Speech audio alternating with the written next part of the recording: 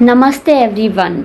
हिंदुज़्म में बताया गया है कि दान पुण्य करने के कितने फ़ायदे होते हैं। तो देखिए, जो भी आप दान करते हैं वो आप इंटेलिजेंटली करिए। इंटेलिजेंटली मतलब क्या होता है कि आप उसको इस तरह से दान करिए जिससे कि आपकी जीविका भी चले और आपको उसके फ़ायदे भी हो। देखिए, हर चीज़ हमने आपको वीडियो पोस्ट किया, वर्ड्स हैव अ पावर। तो वर्ड्स में, शब्दों का क्या है, उसकी उसमें बहुत ही शक्ति होती है। तो जो हम बोलते हैं वो हमें उस तरह से उसका रिटर्न मिलता है।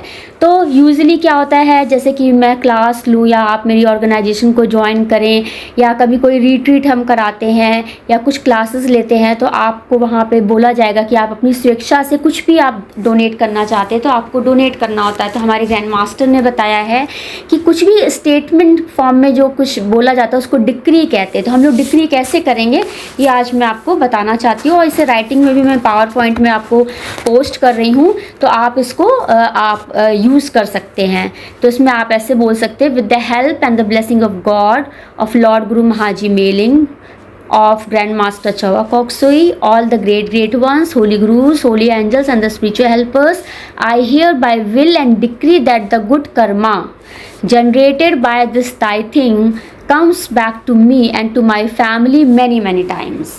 That it will come back to me spiritually, materially, financially, or in form of good health, happiness, and that some of it will also be used to neutralize my negative karma. I accept these great blessings fully, completely, permanently, with thanks and full faith. तो इसको आपने ध्यान से सुना। तो इसमें usually हमने क्या किया, हायर एनर्जीज को इन्वोक किया। सबसे पहले हमने उस ईश्वर को याद किया। फिर ग्रैंड मास्टर के गुरु कौन थे, लॉर्ड गुरु महाजी मेलिंग थे, और मेरे जैसे ग्रैंड मास्टर मेरे गुरु हैं तो मैंने उनका नाम लिया, और सारे ग्रेट वंस का नाम लिया, होली गुरुज का लिया, होली एंजल्स का नाम लिया, स्पिरिचुअल हेल्पर्स का नाम लिया।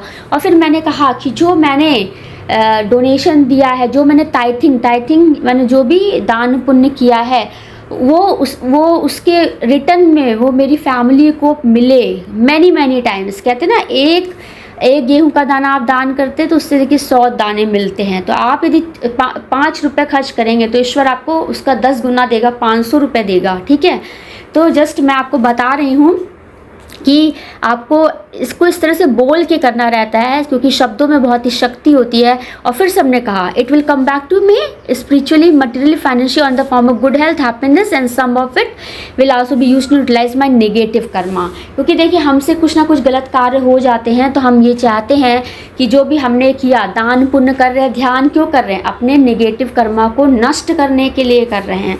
तो बेसिकली हम क्या कर रहे हैं, अपने नेगेटिव कर्मा को नष्ट करने के लिए कर रहे हैं। तो I accept these great blessing fully, completely and permanently with thanks and full faith. तो जो भी हम दान पुण्य करें, भगवान हमारे परिवार को सुखी रखे, हमारा स्वास्थ्य अच्छा रखे, हमारे घर में खुशियाँ आए, और जो भी हमारा निगेटिव कर्मा है उसको भगवान न्यूट्रलाइज करे। तो इससे क्या होता है, आपकी ग्रोथ होती है, आपकी सोल की जो है वो प्रोग्रेस होती है। और इस तरह से हम भगवान से आशीर्वाद मांगते हैं और इस तरह से उनको शुक्रिया अदा करते हैं। तो आप इस तरह से कर सकते हैं। आप मंदिर में जाते हैं, डोनेशन बॉक्स में कभी आपने 500 रुपये डाल दिए, कभी 1000 रुपये डाल दिए, नहीं है तो कभी कभी हम लोग 20 रुपये भी डाल देते हैं डोनेशन बॉक्स में। तो जैसी आपकी सुविधा है, तो ये जब भी आप डालिए तो ईश्वर से कहिए कि प्रभु आज मैंने ये छोटा सा कॉन्ट्रीब्यूशन किया है, तो इस कॉन्ट्रीब्यूशन के बदले में आप क्या चाहते हैं, यही चाहते हैं ना कि हमारा परिवार सुखी रहे, हम मेरे घर में खुशियाँ रहें, हमारा स्वास्थ्य अच्छा रहे, और जो हमने गलत कार्य किए, जो नेगेटिव कर्मा, वो हमारे न्यूट्रलाइज होते। ये तो बहुत ही एलिजिबल, बहुत ही बढ़िया बात है कि आप इस तरह से आप कहते हैं, क्योंकि ध्यान के द्वारा ही हम अपने नेगेटिव कर्मा को नष्ट कर सकते हैं। केवल ध्यान ही एक ऐसा माध्यम है जिससे हम नेगेटिव कर्मा को नष्ट कर सकते हैं, क्योंकि नेगेटिव कर्मा को न्यूट्रलाइज करना बहुत टफ होता है, बहुत ही मुश्किल होता है, क्योंकि जो आपने किया है वो आपको भुगतना तो पड़ेगा ही। तो कहते हैं ना, जो बीज आपने बोया है तो उसको फिर आपने जिस तरह का कर्मा किया उस तरह की सफरिंग तो आपके पास आनी ही होती। तो उस सफरिंग को हटाने के लिए, उस सफरिंग को कम करने के लिए तो हम पूजा पाठ करते हैं, चैंटिंग करते हैं, ध्यान करते हैं, दान पुण्य करते हैं, डिवोशनल सर्विसेज, भगवान की सेवा के लिए कार्यरत रहते हैं, जिससे कि हमारे ऊपर जो कष्ट आने वाला है वो कष्ट ना आने पाए। Thank you everyone. नमस्ते एवरीवन।